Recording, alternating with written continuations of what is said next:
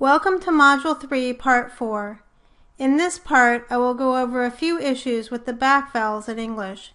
Make sure to read the book carefully, as well as the notes, because I won't be going over every detail that you are expected to know from the slides and from the textbook. First, we'll start with the high back vowels. The high back vowels are the vowels oo as in boot and as in book. The oo vowel is found in the rhotic diphthong pronounced oor, which is found in fewer vowels than the other rhotic diphthongs. A few examples are the words tour, tourist, poor, and lure. However, for some speakers, the or diphthong may be found instead. You'll have to listen carefully to decide which vowel you hear. Listen to the difference. Tour versus tour. Tourist versus tourist.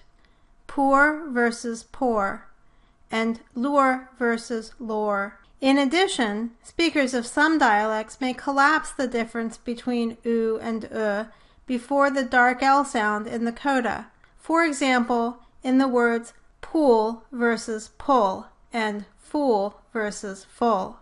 So some talkers may say pull for both pull and pool, so they pull on the door and swim in the pool, while other talkers may say pool for both pull and pull, so they pool on the door and swim in the pool.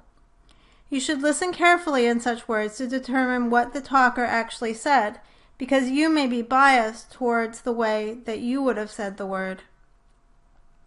This slide shows an MRI image of a speaker producing the vowel oo as in boot. Notice how the body of the tongue is pulled up and back towards the velum so that the oral cavity is somewhat more open and the pharyngeal cavity is narrower than for the image of the E sound that we saw earlier. Pause the recording here and complete exercises 4.6 and 4.7 before continuing. Check your answers in the back of the book to make sure you understand, and if you still need to clear anything up, review the reading in the textbook or the preceding recording, or post a question on the discussion board. Next are the mid-back vowels, the vowels O as in boat and aw as in law. As noted previously, the unstressed version of the vowel in boat may be less diphthongized than the stressed version. In broad transcription, however, we will transcribe them the same because they are allophones of one another, even though your textbook states that they should be transcribed differently. The aw sound, as in law, is called open O. Some speakers do not have this vowel in many contexts and substitute the ah vowel like in father, where other talkers would produce the aw sound. It may be difficult to recognize this vowel if it is less common in your dialect, but you'll still need to learn to transcribe it accurately. Transcription of the aw vowel can also be difficult because it tends to vary somewhat more in pronunciation across talkers and dialects than some of the other vowels. If you are having trouble hearing the difference between the ah and aw vowels, try making the ah vowel like in father, and then round and protrude your lips and raise your jaw just slightly. Pause the recording and try it now. Ah versus aw. Ah versus aw. In my dialect, the contrast between ah and aw is found in words such as cot, the thing you sleep on, versus caught, the past tense of catch, and in taught, a small child, versus taught, the past tense of teach. If you don't make the contrast in those words, you might make the aw vowel in words that end in aw, like law and jaw, or words that end in all, like call and tall. Try saying those words and see if your lips are more rounded or protruded when you say them than when you say the first vowel in father.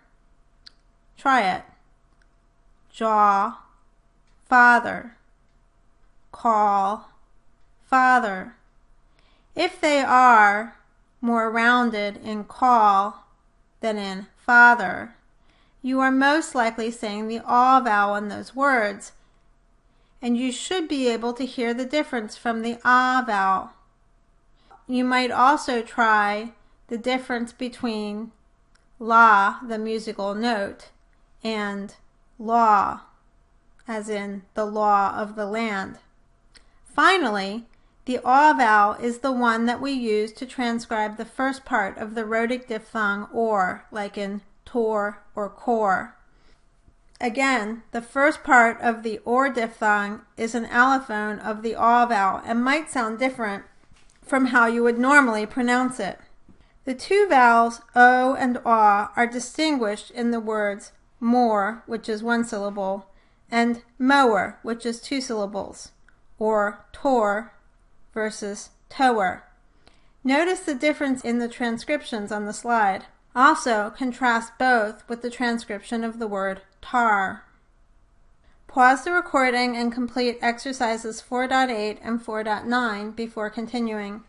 Check your answers in the back of the book to make sure you understand. If you still need to clear anything up, review the reading in the textbook or the preceding recording, or post a question on the discussion board. The last of the back vowels is the vowel ah, as in father. It is called script A to distinguish it from the typed A version used in the I and ow diphthongs, which is more central. The ah vowel is called a point or corner vowel because it is in the extreme lower right or back corner of the vowel quadrilateral. The other corner vowels are e, oo, and ah, located in the upper left, upper right, and lower left corners of the vowel quadrilateral. In typed transcriptions, not everyone distinguishes between the script A and the typed A vowels, but we will do so for this class. This slide shows an MRI image of a speaker producing the ah vowel as in father. Notice how the body of the tongue is pulled down and back toward the posterior pharyngeal wall, so that the oral cavity is much more open and the pharyngeal cavity is much narrower than for the image of the E sound that we saw earlier. In general, the oral cavity will be narrower for high front vowels and wider for low back vowels, while the pharyngeal cavity will be wider for high front vowels and narrower for low back vowels, as the tongue body is pulled up and forward for high front vowels and down and back for low back vowels. As stated previously, you should be able to recognize the MRI images shown in the slides or the mid-sagittal sections shown in your textbook for the vowels E, ah, and oo, as in bead, father, and boot. Pause the recording here and complete exercise 4.10 before continuing. Check your answers in the back of the book to make sure you understand, and if you still need to clear up mistakes, review the reading or the preceding recording, or post a question on the discussion board. This is the end of part 4 of Module 3.